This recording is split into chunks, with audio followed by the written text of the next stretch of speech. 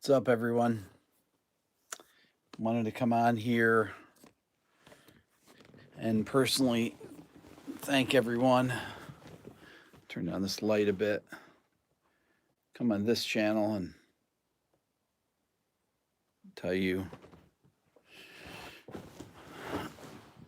how much I appreciate everything.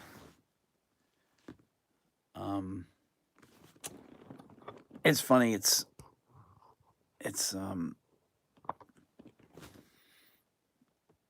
like I said in my video, I've had that award sitting here for about 5 days, and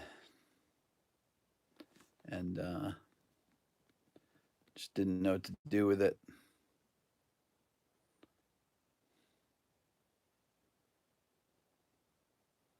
It's I mean, really reading the comments. You know how I say read all the comments. Um, but there were so many to go through. I couldn't even. I couldn't get through them. It was pretty profound. Um,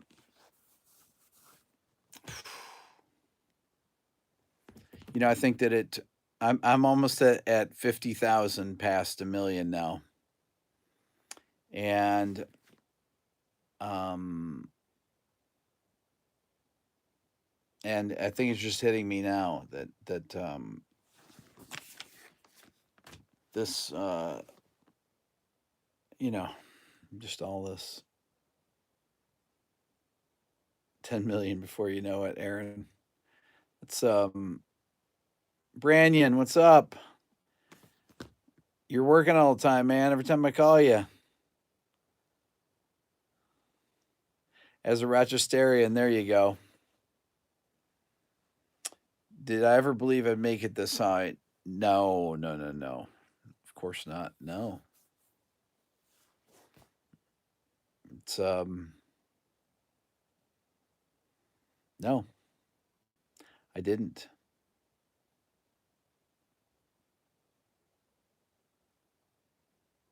Um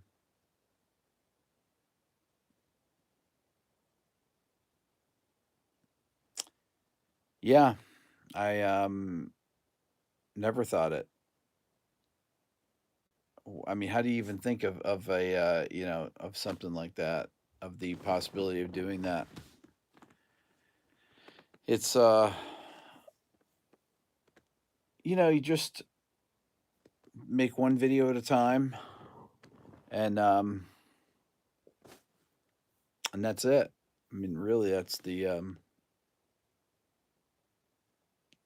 you just show up. What's up, Mark? VA. Yeah, it's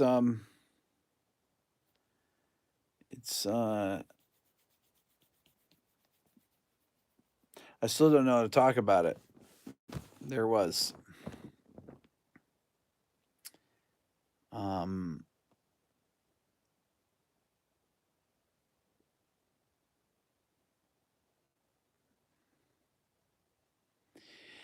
I there's a lot of people that were pioneers in my city in Rochester long um, before I came along on the scene, and you're always standing on their shoulders. Um, so there was a guitar teacher in Rochester. His name was Dick Longale. I never met him, never heard him play, but all the great jazz guitarists of Rochester took lessons with him. A couple teachers I had took lessons with him. Glenn Cummings, I think Tom Rizzo did, but he was probably every town has a Dick Longale, but he was a pretty unique guy, and he died, I think, back in the early '80s or so, or maybe no, maybe late '70s. But this one music store, Tom Rizzo Music was the place that everybody took lessons. All the good guitar players in town went there. They had all the best players that taught at this one store. Tom went on to he was the one that he lived a couple blocks from me and I mowed his lawn. That's how I met him. That's how I got into taking lessons with at his store. I took two lessons with him. Then he went on the road with Maynard Ferguson. Um, and there was a guy Mark Minetta that I took lessons from, and he's no longer with us. He died. Oh, geez, he died in the '90s. There was a guy named Todd Vulo, great guitar player. He died in the '90s. He was killed in a robbery after a gig. He was my brother John's guitar teacher. There was Glenn Cummings, who was my teacher, another one of my teachers. I studied with Tom, then Mark, then Glenn. Then there's Joe Chapone, who bought the store from Tom, who still owns it. It's called Northfield Music. It's a great store in Pittsford, New York. Um, and and that was an incredible place. Then, of course, having the Eastman School of Music there brought a lot of really talented kids because I've mentioned this before that a lot of the people that taught at Eastman, they lived in Fairport, um, the town that I grew up in, and 11 full-time music faculty in the summertime. The summer of my junior year in high school, I studied with a great guitarist, Gene Bertoncini, who's still around. He's got to be in his 80s now, but he still plays a fantastic fingerstyle jazz guitarist that plays a classical guitar, lives in New York City. And and I'm reading all the comments too as they go by, almost all of them. And then the next year I studied with Steve Brown the next summer. Not bad for some old dude. So Chuck Mangione, Cab Calloway from Rochester, Steve Gadd. Um, but all these teachers congregated to this one store, and thank you, Robert. And so I studied with Gene one summer, then I studied with Steve the next summer. Um, and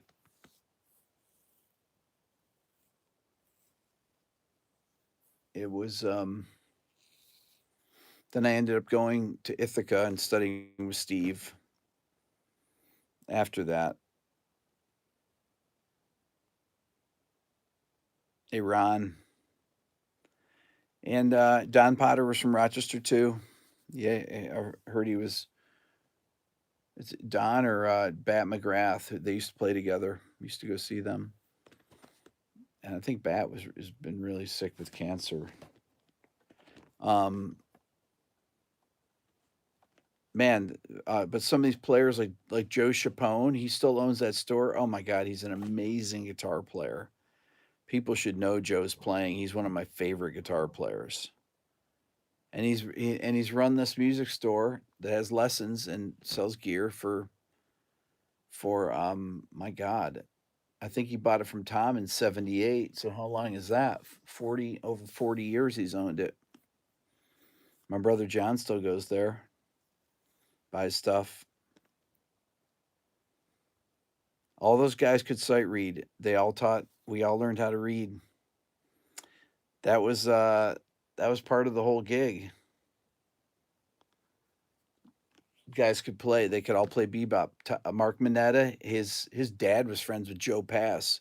Mark played with when Joe came through town and toured. Mark would sit in and play with him, play duos. Mark taught me Donna Lee, my first lesson. I still have all the things. Mark died of he died in his 30s, I think, maybe 40. Um, but these are the people that Steve Brown was my guitar teacher in college. and I had a bass teacher, Henry Newbert, and then uh, and then Mick Goodrick for my master's degree in Boston at New England Conservatory. But but Steve Brown. I learned an incredible amount from. He was one of the biggest influences in my life. No question about it. His playing as a guitarist, probably one of the most, if not the most. Um, and then my friend Aiden. Aiden's probably my biggest musical influence, if I had to think about it. I mean, it's funny that somebody that was my age was my biggest musical influence. That's very that's very humbling. Um, very humbling. House Guitars from Rochester. I used to go there all the time. Alex Perry Ellis Pyramid. Yep, I know Alex.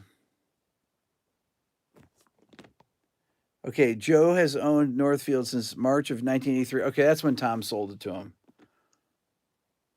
That's right, because I took lessons. Tom was still teaching there in '78. Tom left in '79, I think, to go on tour with Maynard, and then ran the store from the road. And then Joe eventually bought it from him. So it's coming up on 40 years that Joe's 30, what, 36 years, 37 years. But Joe is an amazing guitar player. Lou Graham is from Rochester. I didn't know them. No, of course, no. They were older and they're another generation. Does Aiden plan to visit? Aiden just had surgery on his back. Um, so I'm gonna call him tomorrow and see how he's doing. You're from Rochester too, Steve? Cool. I think that's the being from Rochester is probably the is probably I think the most important thing to my success because of the if my dad wasn't into jazz as much as he was, if my mom and her sisters weren't into music and her dad, my grandfather, my uncle Al, my mom's brother, they were incredibly musical people. My Aunt Penny that you've seen. Rochester is a nexus of music. That's true, Stephen. That is really true. Um, I don't know. Do I ever get back to Rochester? Yeah, my whole family lives there. I was back. I don't. April. Do I remember the Gad Mangione gigs in Rochester? Yes, of course. Um, thank you for that, Jenny Creamell. That's right, Genesee Creamell, Eastman School of Music. Rochester would make a great place to take a vacation in the summertime, not in the winter. Jeez, it's brutal. That's why people can play there because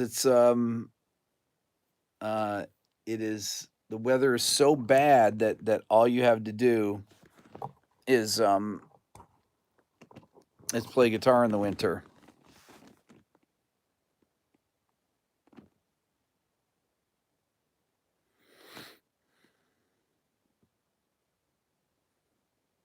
Chuck Mangione, you thought he was just a character there. Tony Levin did study at the Eastman School. That's right. So did Ron Carter, bassist, played with Miles, went to Eastman. But there's just Rochester had that going on.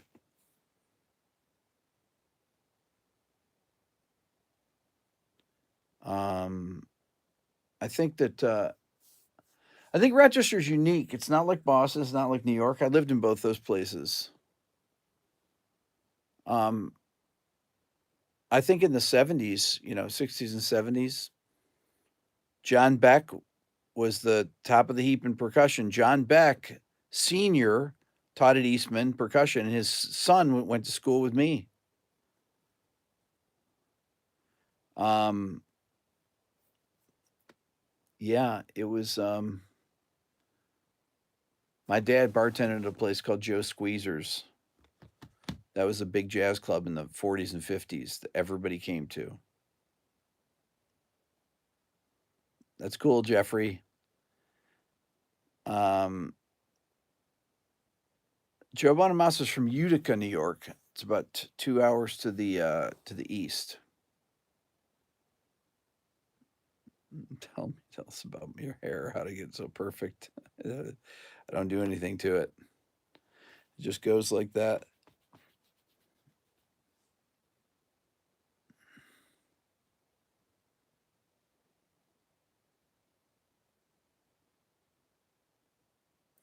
Why don't I respond to your email? Well, I don't know who you are, so how can I respond to your email?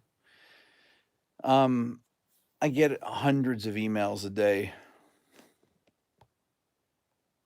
So, do I know the band Injected? Yes, I know those guys. Hey, Ryan. Um, wait, what is this? What is this?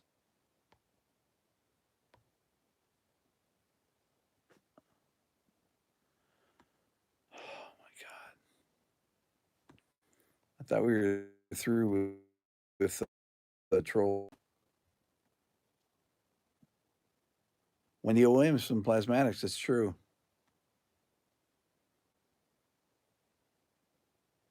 Have I heard the new Tool music? No, I have not heard the new Tool record. That guy was a troll. Then you want your course of it? Oh, it's no longer available. That's why. That's why you haven't heard. I thought that Aaron was going to write to you about it.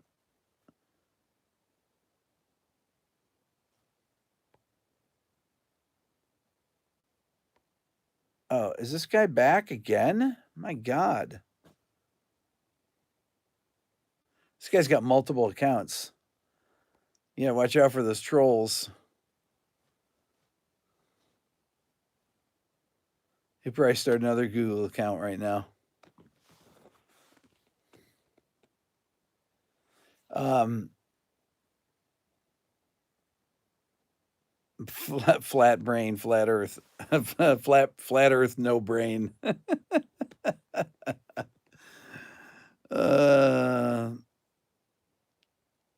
have I been listening to Julian Lange lately? No, not lately. I've not. Multiple ban hammer. You know, I think that's the first time I ever banned somebody twice. I mean, really. Why no longer available? Because you'll know why soon.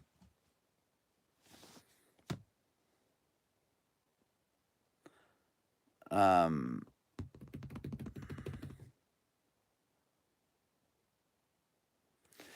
that's not true about the troll thing, Jason.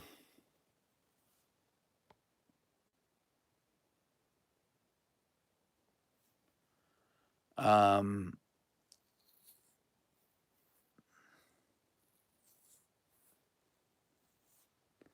Top 5 content on YouTube, no BS. You know, my God, people on my drum video, um, people freak out on things that I leave out, but they don't realize that I leave certain things out on purpose. Every video that I've done that with, um, I've left something out on purpose, something obvious. It's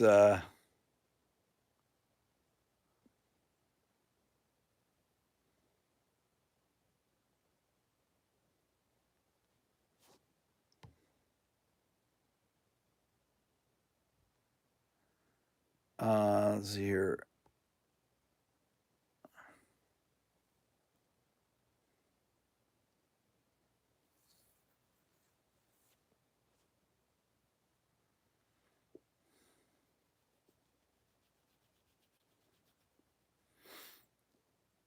You will never likely please everyone in these kind of videos. People are too easily offended. Apparently, drummers are really easily offended.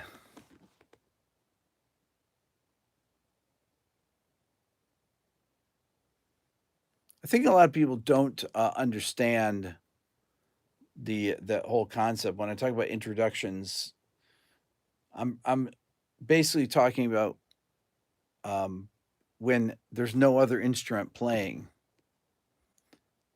Um, and then the other thing that my God, I had to put as a pin the comment to the top about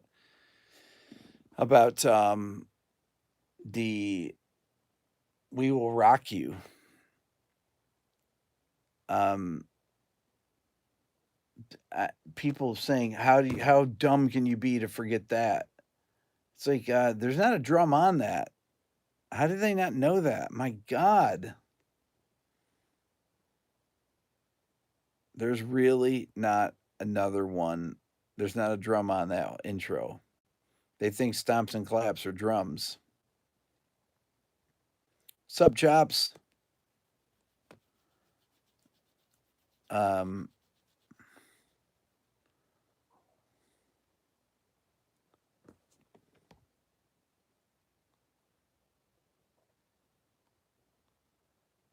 what?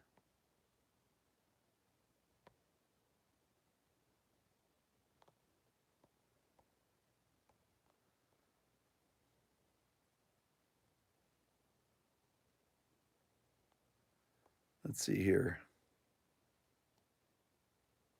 Man, we are really having this is very trolly tonight.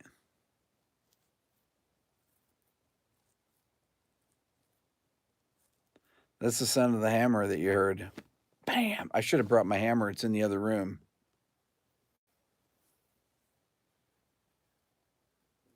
Holiday trolls.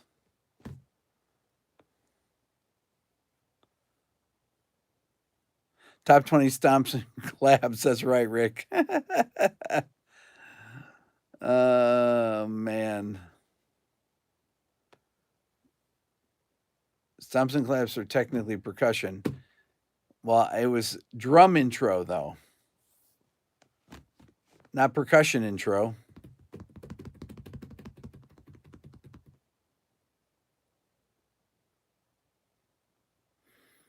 What's the best advice you can give to someone who's about to tour with a band first time? Well, I hope nobody in the band smokes. Don't smoke in the van. Oh, brother.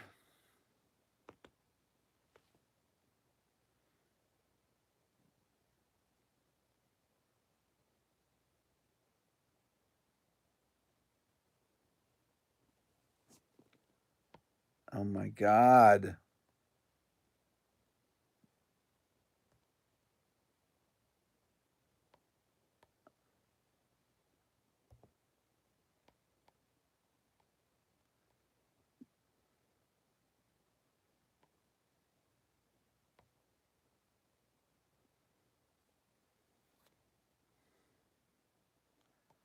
Um,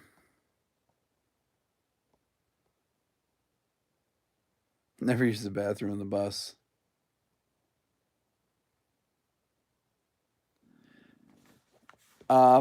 All right. I